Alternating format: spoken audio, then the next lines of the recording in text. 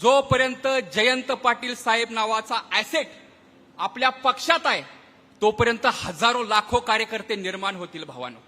जोपर्यंत जयंत पाटील साहेब आपल्या सोबत आहे तोपर्यंत आपला पक्ष अडचणीत असूच शकत नाही. नमस्कार, मी विकास देसाई खानापूरमधून आलोय. येताना माझा मित्र शाहरुख पठाण मला म्हणाला की पक्ष आपला अडचणीत आहे आणि आपण साहेबांच्या बरोबर उभं राहिलं पाहिजे. मी शाहरुखला काय बोललो नाही, परंतु माझ्या मनात एक विचार आला की जोपर्यंत जयंत पाटील साहेब आपल्या सोबत आहे तोपर्यंत आपला पक्ष अडचणीत असूच शकत नाही.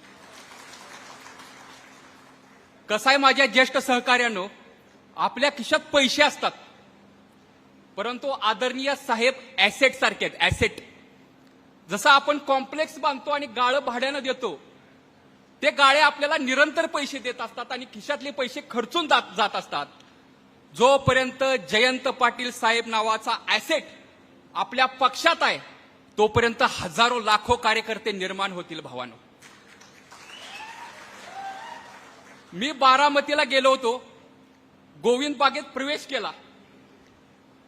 त्या ठिकाणी पवार साहेबांनी जे विश्व उभा केलंय ते आदर्शवत आहे. शेतीच्या संदर्भातला व्हिडिओ पाटील साहेबांचा परवा आपण सगळ्यांनी बघितला.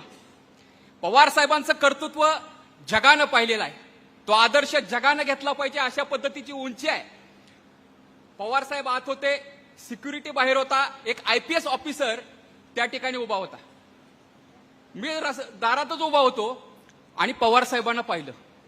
वयाच्या 83-84व्या वर्षी एकाग्रपणे शांत चित्तपणे आपलं काम करत राहणारा हा माणूस बघितल्यानंतर माझ्या डोळ्यात पाणी आलं की आपण 25-30 वर्षाची माणसं अंगात जोम ऊर्जा असताना सुद्धा थकतो, दमतो, परंतु हा माणूस फक्त इच्छाशक्तीच्या जीवावर काम करत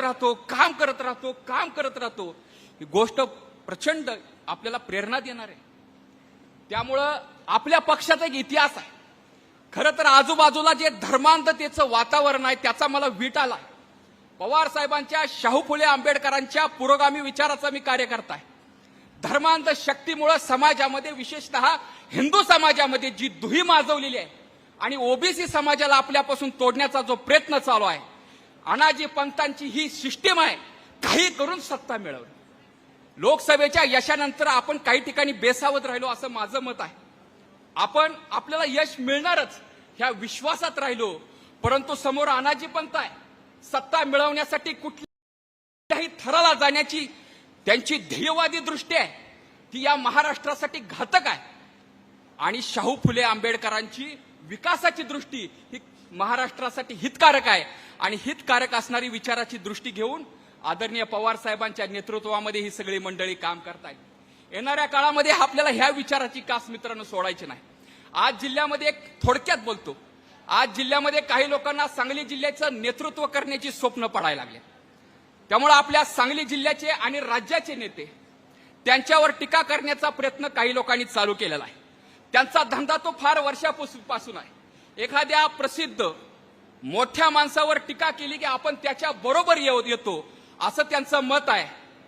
मला तुम्हाला सांगायचं आहे, ही माणसं काय अशीच मोठी झालेली नाही. ती धर्मांध विष पेरून ही माणसं मोठी झालेली नाही. ती जातीत विष पेरून ही माणसं मोठी झालेली नाही. ती यांनी सहकार उभा केलाय, लोकांना रोजगार दिलाय, लोकांना आत्मसन्मान मिळवून दिलाय, लोकांची घरं जगवलीत, घरं उभी केलीत आणि त्याच्या जीवावर ही माणसं मोठी झालेली आहेत. त्यामुळे तुम्ही एका भाषणामध्ये लोकांच्या मनामध्ये जोर जोरानं ओरडून त्यांच्या विषयी विष पेरू शकत नाही. त्यांची जी अथॉरिटी आहे, त्यांचं जे काम आहे ते हे विषानं संपवू शकत नाही. मित्रांनो, आपला पक्ष जेव्हा जेव्हा खोल दरीत गेला तेव्हा तेव्हा उसळी मारून वर आलेला आहे.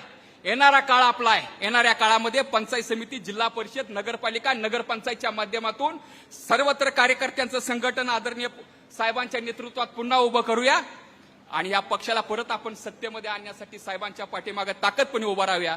एवढंच बोलतो. धन्यवाद.